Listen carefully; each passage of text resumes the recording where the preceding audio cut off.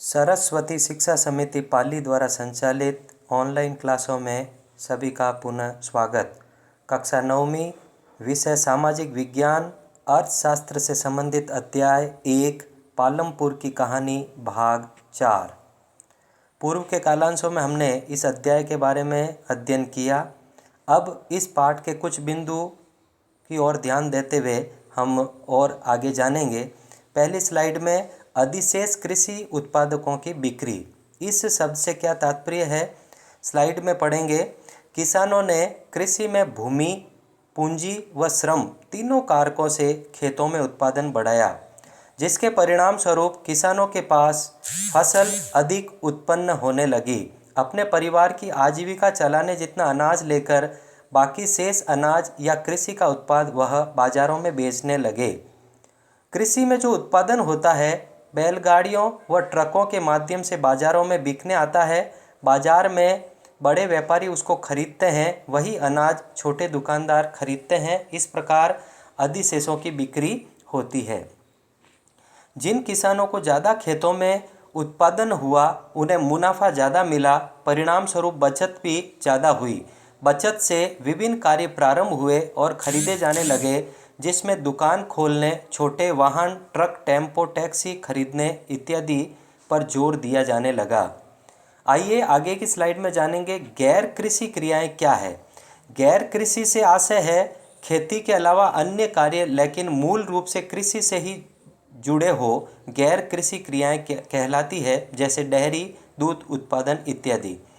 पालमपुर के कई परिवारों में लोग अपनी भैंसों को कई तरह की घास और बरसात के मौसम में उगने वाली ज्वार और बाजरा खिलाते हैं, जिससे पशु दूध अधिक देते हैं। दूध को निकट के बड़े गांवों में बेचते हैं, वहां से दूध दूर दराज के शहरों और कस्बों में भेजा जाता है। आगे की स्लाइड में लघु स्तरीय विनिर्माण। पालमपुर गांव के कुछ लोग निर्माण कार्य में भी लगे हैं।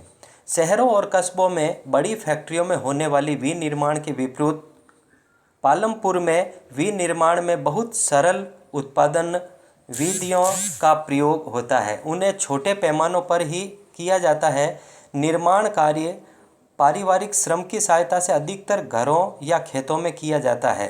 श्रमिकों को कभी कभार ही मजदूरी पर लिया जाता है। पालमपुर के दुकानदार।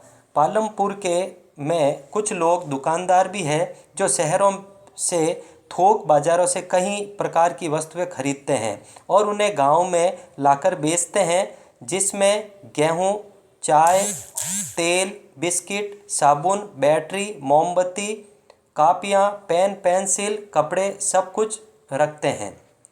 परिवहन तेजी से विकसित होता है। आइए देखते हैं। पालमपुर और रायगंज के बीच सड़क पर कई प्रकार के वाहन चलते हैं। रिक्शा वाला, टांगे वाला, जीप, ट्रैक्टर, ट्रक ड्राइवर, परंपरागत रेलगाड़ियां इत्यादि जो परिवहन सेवाओं में सम्मिलित हैं। कुछ लोग और वस्तुओं को एक जगह से दूसरी जगह पहुंचाते हैं, इसके बदले में उन्हें पैसे मिलते हैं। गत कई वर्षों से परिवहन क्षेत्रों में कई लोगों की संख्या बढ़ी है।